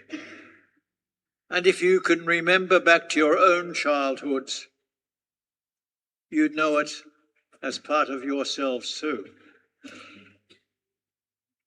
Yes, our parents were our models, whether we realise it or not. We knew what to do. We didn't always do it, and still don't. It may be childish behaviour we have never outgrown, but it's behaviour we don't easily outgrow. It's not as though we indulge in demonic evil. Most of our perversity, defiance, and sin is rather petty. Maybe our upbringing made us careful enough to avoid outlandish and obvious social sin, and maybe the worst of personal sins. But we're also all too aware of things we'd rather other people did not know about. Things we've done that embarrass us. Things we said that we wish we hadn't. Thoughts over which we seem to have no control. We're not saints. We don't wear halos. We know what we are. We know what our behaviour's like. If halos or horns were our form of headgear, horns are more likely than halos. We know what to do, we just don't do it. Why? Whether we're Christians, new Christians, or long-standing Christians, that's the way we are. We know what we should do in our lives: love, joy, peace, patience, goodness, kindness, faithfulness, gentleness, and self-control. If we are actually saints, the fruits of the Spirit are already in our lives. But we don't feel like saints. We don't act like saints. We don't call ourselves saints. But the New Testament does call you and even me saints. Those who follow Jesus, those who are his, Christians, are saints. Paul addresses most of his letters to the saints. Peter writes to God's chosen, God's elect. John, author of the book of Revelation, doesn't use the word saint, but writes about heavenly beings clothed in white. And while they were people like you and me, followers of Jesus, they were regarded by the New Testament as God's chosen people, God's elect, God's saints. Those who follow Jesus, despite all too obvious perversity, defiance, lack of love, joy, peace, patience, kindness, goodness, faithfulness, gentleness and self-control in their lives, are saints. Despite our imperfections, our inadequacies, our failures, we are saints. It does feel as though we can neither escape from bad habits nor prevent ourselves from doing and saying hurtful things without thinking. It's as though we are bound not to be saints, as though we're somehow not free to be saints. As an Australian, I know that Australians have always believed themselves amongst the freest people on earth.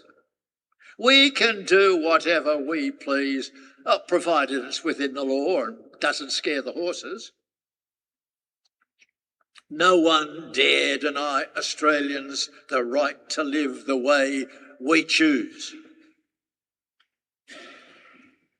Tongans, especially ministers, Kau Faifekau, to whom people look up, Oe ki Faifekau, those to whom people look to discover how to live as followers of Jesus. Whoever we are, we're more shackled, tied up than we think. Tied down by habits, held back by timidity and fear, led astray by undisciplined wants, desires, and lusts. And even if that weren't to be true, all lives are very much influenced by what happens in the world around them. Globalisation, drought, pollution, terrorism, global warming, natural disasters. We're not as free as we imagine. And deep down, we know it. We know what we want to do. We know what we ought to do. We know what we'd like to do. We just don't do it. It's not that we have sold ourselves out to the 7 deadly sins: pride, avarice, lust, envy, gluttony, anger, and sloth. Though there are hints of those things in all of us. It's not that we don't try to live by the old virtues: prudence, justice, fortitude, temperance. There are touches of those things in all of us. It's not that we don't try to live by the goodness that Paul writes about, the 9 fruits of the Spirit: love, joy, peace, patience, kindness, goodness, faithfulness, gentleness, and self-control. We do try to avoid evil behaviour. We do try to live decent, honourable, caring lives. But when all is said and done, we find that what we have done isn't always what we intended. We know what to do, we haven't done it. We know what not to do, we've done it again and again and again. Why? We're not as free as we think. We could blame the genes passed on to us by our parents. We could blame the way we've been brought up. We could blame learned behaviour, cultural conditioning, original sin. The fact is, we're trapped. And escaping the trap isn't easy. Well, we've done it dozens of times, but then found ourselves back where we began, trapped. Habits have us in their clutches. Time after time, we find ourselves doing things we had no intention of doing. As for our good intentions, some we've never gotten around to. If it's a matter of forgetting about selfish interests and self-interest, forget it. We'll merely do the good, not the best. How can we be free to be the saints God has called us to be? How are we going to move through the whole world sharing love, joy, patience, kindness, goodness, faithfulness, gentleness, and self-control? How are we as followers of Jesus going to fulfill our calling as saints? If we'd read from the 5th chapter of Paul's letter to the church in Galatia, we could have read verse 1. Christ has really set us free. Another translation suggests Christ has set us free, not in part, but wonderfully and completely free. When we really enter into a relationship with Jesus, when we allow Jesus to take control of our lives, when we model ourselves on Jesus, call Jesus Saviour and Lord, and mean it, we're freed from whatever obsesses and enslaves us. We're free. Some have been slaves to habits that crippled their lives and personalities. Drugs, sex. Nothing could break their dependence. Nothing could give them power over their lives. No one else could defeat the power evil had over them and set them free. But Jesus could and did and does. We can be free. And if Christ has set us free, we're really free. Free to be the saints God has called us to be. If that's the way it is for us, it's because we've begun to live under the control of God's Spirit. When we open our lives to the Spirit, model our lives on Jesus, live close to Jesus, then we live by the Spirit. We live freely, we live as saints of God. After more than 60 years, I still remember the way John Jones, my New Testament lecturer in India, paraphrased Galatians 5:25. Most translations read something like this: if we live by the Spirit, let's line up, let's live by the Spirit. What John Jones instead suggested was, you are saints of God, but it's about time you lived as saints. And you can. When you live by God's Spirit, when you have given power over your life to Jesus and he has set you free. Until we understand that, all our striving towards love, joy, peace, patience, kindness, goodness, faithfulness, gentleness, and self-control, all our good intentions for our lives, all our best endeavours for justice, peace, and social well-being end up in frustration, disappointment, and disillusionment. We know what to do. We can do it. with the freedom we gain through Christ and the life we have lived in the Spirit. Let me say this again. You are saints of God. All of you. The world,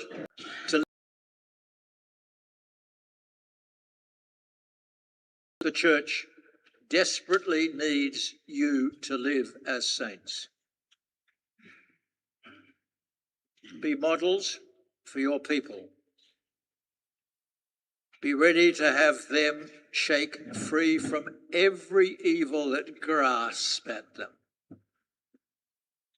Be ready to have them model their lives on you. Live by the Spirit now. Live by the Spirit forever. Amen.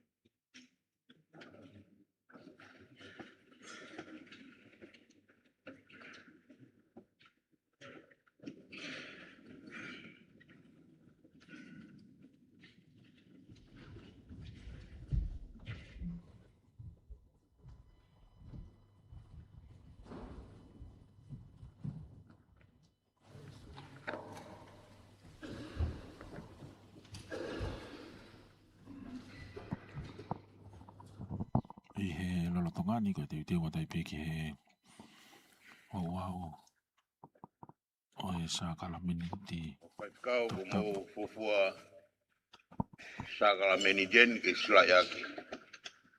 Ko nani di ko mo fai be mo tua ka ma siasi. Kula ke te mo roto mo ra mari. Ke tare ta boaki o mo he iki.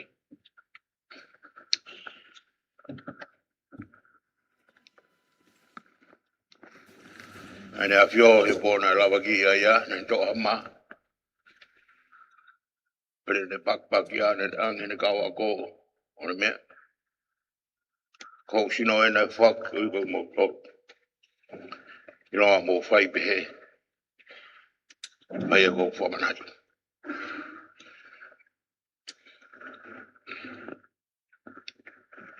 Ke foga to ai bu hile mo he tuni fa ta ya ne angi na dolo me to ne foga fo mo win ko do be me ai ki la wa e foga mo mo ta nga ya hara ko lo mo fai be he fai ko Fakamanatu amen mo fa mo un mai mon mo nga ho mo tu do fata i tare sa kala me ti ko mo he iki bueno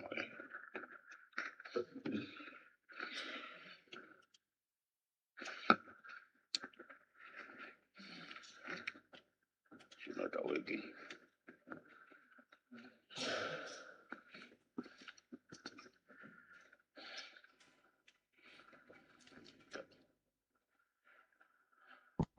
mau be mafia to yo kai wat mo tata to mo inu mo tulu do be ai to fai pa ta ta lotu sino ta wiki me mano tata na lingo ko ta to fa mo more ta nga yang hara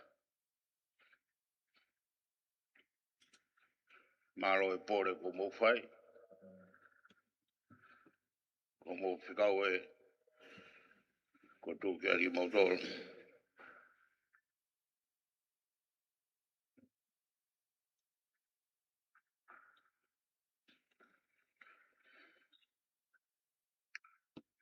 tua maf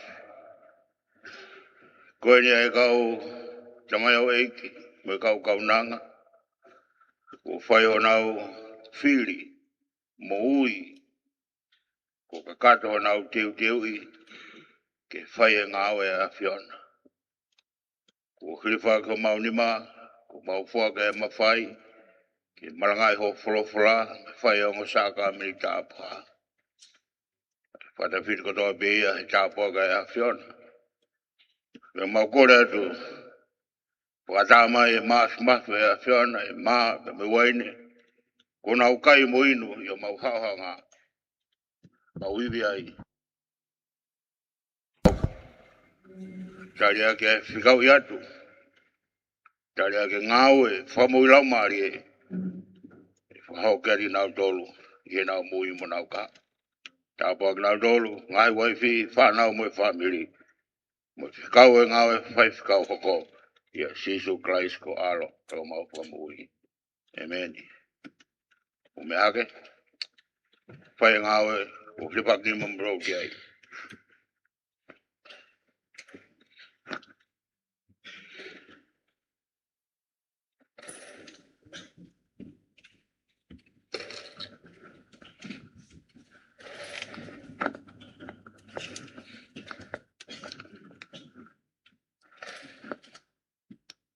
Mau be maa. Toi o kai. Mau mo waine tau mo ia inu. Sino tau e gina e whako i kuk motor. Toi no kai. E whakona tata ana liringi. O tato e whaka whou. Mo toi no inu. Mo mauiwi ai. Ki whai ngā au e Ouau Hilifakinima ki motor kia. Tua maafu ki mau te mai whakai wani. Ko e nie kau Faifekau. Ko whiri. Ko ui. Ko whai honau tewi ki ngā Faifekau. Ko Hilifako mauri mākai ki nau tolu. Ko mau whake to tonu me mawhai. I whai o ngā sakara mitop tapu mo maranga e ho propora. Ki awhi tau rara o tokon mai. I iwi mo mawhai. O sino mo tātā ho e ki. Silai a kia nau whakawa. Ke hoko nau mo ui. Moiri oa te nau whai ki ngāwe e siasi. Ki langlangi e a whiona. Ki Sisu Christ ko aro. Ako mau whaka ui. Amen. Maro. Mo meak. Whai ngāwe. Ko whahau ki ak maul ki ai.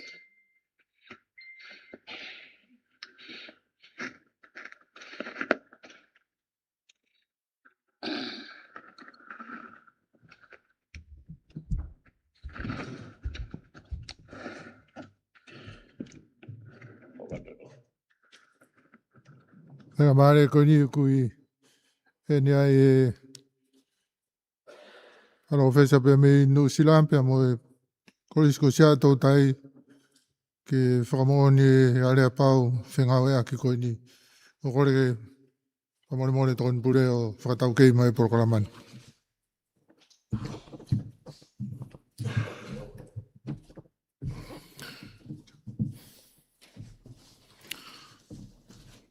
Tala whatapu e ko whai pe mau kore ke mau hufanga atuai.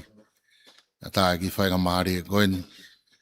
Ko omi pe mei he skeitai lahi konferensi pe mone proklama ke whai e ki whatongi a mahu i ngā koe ni.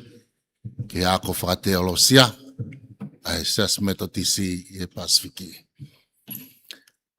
Whai ngā maari e koe ni o ku ihe ni ai pe moe Academic Director o e Pacific Methodist Graduate Theological Consortium.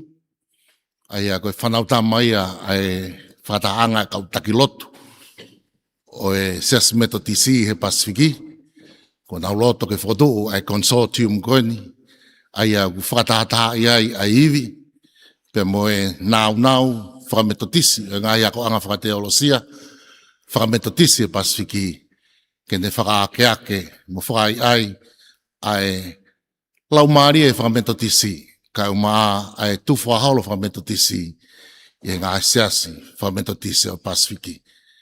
Konga o e whotutu ko ia, ko e whakamooni ai area pau whemahino aki i he kautaki lotu o ngā siasi whakametotisi he Pasifiki o ngā dolu ai ngāhi iakoanga whakateolosia. Pea ki hene ai, mea ai hene as kei tai lahi o e Siasi Metodisi ofisi, ke kaunga kau whataha pia moe Presidente o ses Uesiliana tawatai na Tonga. E whamooni o e pepa are apau whemahino aki koeni ki he consortium ai Methodist Theological Colleges. Hiri e whamooni ko ia e pasi ai pepa ki he konfenisi ha moa i he wike ua ka hoko mai ke tau whamooni kai kamata ai ngā aue ki he ako anga whametotis whakateolosia koeni. Koia kou taitai lelei ai General Secretary o Methodist Church, Fiji, kau maa e paesteni o ses Uesiliana tawatai na Tonga, Dr. Cholame Asawa, kau maa Dr. Tevita Kloa Ihavea, kau whataa pe mo professor na silva auta no taitari, ai whatongia koe ni. Koe pe ki pepa na tufu hatu, koe whahinohino ia ke proklama, kau kore ki he Academic Director Consortium kene watu haki whamatala no whikawaki pia moe consortium. Malo apito.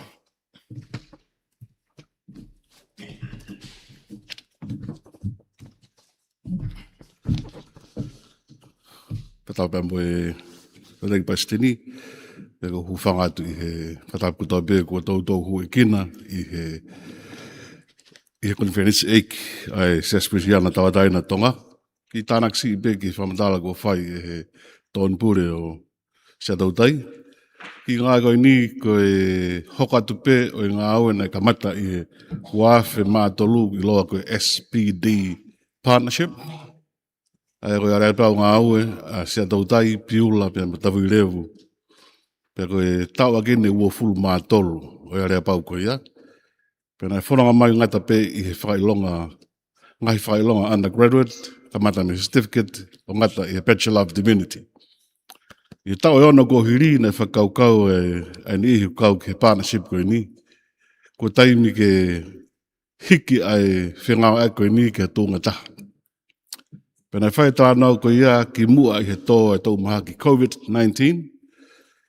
Ka koe toka ngā o ku whakao ki mamawhange ai whakamore ki he teuteu i ka wako a Siasi, me kau take Siasi, i he alu ki he ngahi tunga maalunga ange. Pe whai tala noa pe mo ngahi kau ngā mea, o Konifelenisi he ngahi whaidu ki he ke, kau ai Wesley House, Cambridge, i Bidania, au maa e waa ako ki he mea whakametotisi, i Vanderbilt University, me Nashville, au maa e ngahi sino kehe, na whai ki ai kore whare i koe hi koe whakaukau koeni. Pei he tau gohiri na hangairei Siasi metatisi no sila, o whakapaanga ai whakataha, ai ngahi Siasi metatisi au kalani no sila, ke whakapapau i pe kuhu ki whee talanoa au whai. Pero i online i o talanoa ko ia. O wheloto iai ai ngahi Siasi, ke whatu ai ki ngāwe koe ni kui koe Methodist Graduate Theological Consortium. O koe ka whakatu a piako, ka henga whamatala ku whai tokon pure, kono uni pe iwi ngahi kolisi, Methodist e Pasifiki, ke whakahoko aki ai ni ngāwe. Koe whakaukau, ke hiki he kamata, ke whailonga ia ke Senituli Hono Hono launch a proclama Masters in Theology, i he taoni ka resita ki ai ke he kamata he tau who'ou. Ai ke tau who'ou kuna tau whango fulu a kia, ai proklama PET ai koriska sia tautai. Toke amana ki, koe step hoko ini ke tau hoko ki ai. Ka ku kei toe ngā he whetungia ke whai, ka ku whamalo he latu le rei e tangatai Palestini, ke whakamooni ai MOU koe ni he ahoni, whakaifia te proklama Hilifakinima, pe ku he nei me sei tai lahi a fisi. Koe ko whakawhe e Palestini Siasi, whai whakamooni koe, malo.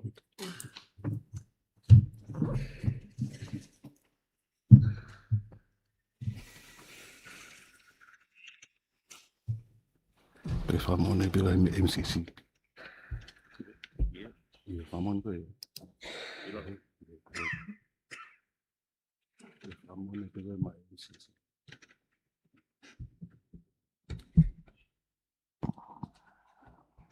Ko kohi bi mo tol ko ia e tau radio wa fit ni mai fa na hi koloa ko ko fa matala e pa ofisa Faifekau na sili vaka uta ato nga fa moni e ari apa ko ia i he hawani kata ia koloa ko fa manatu ki e tau fa historia ko ni fononga tu Siasi Uesiliana tai na Tonga. Koe tau whamafola whangatonu, e tio walfito ni ma whaema. Ia te alofa, tau whakaha tu tau live streaming, i he Tonga from 87.5 broadcasting. Mo e YouTube whoki.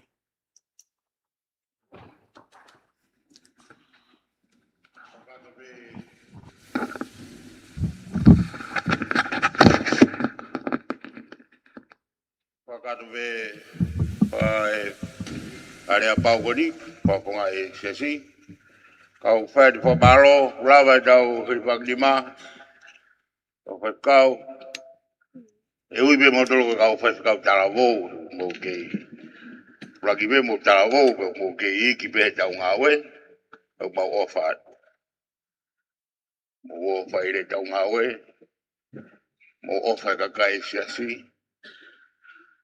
Mo take kakai ki pureanga o tua. Ngawe kui ki motoro kei, mo poparoat, kau hiwa, mo tau tolo tope, mo tau ikona, ai whatangai. Tau whaos, gresa ik ofa tua, mo whiohe lau mare maano ni, kia tau tolo tope ia, pia whaipi o tangata. Amen. Malo.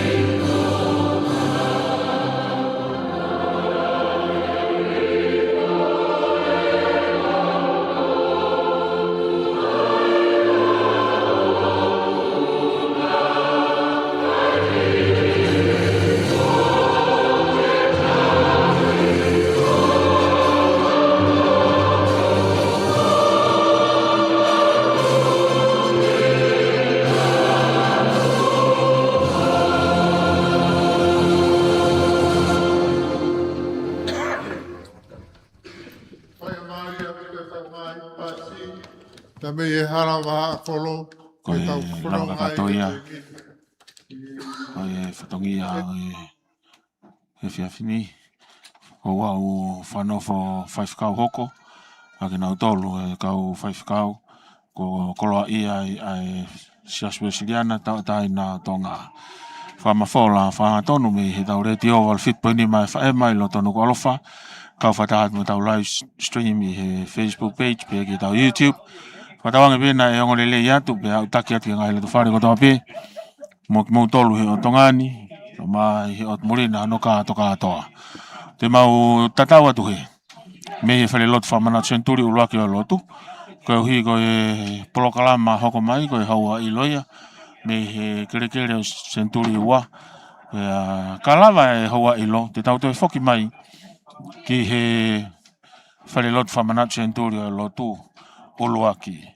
I saione talalo sia ko vei ongo ke hoko atu ai po Lotu whawhetai.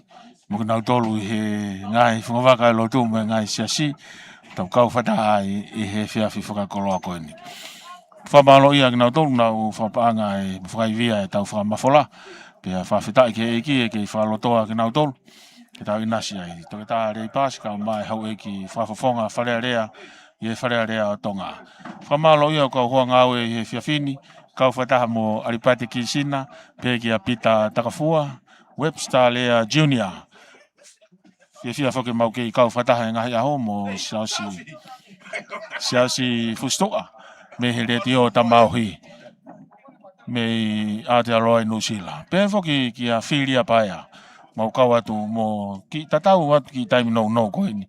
I he taimi hoa ilo e whiawhi. Malo apito mo mea mai. Ka mo mea.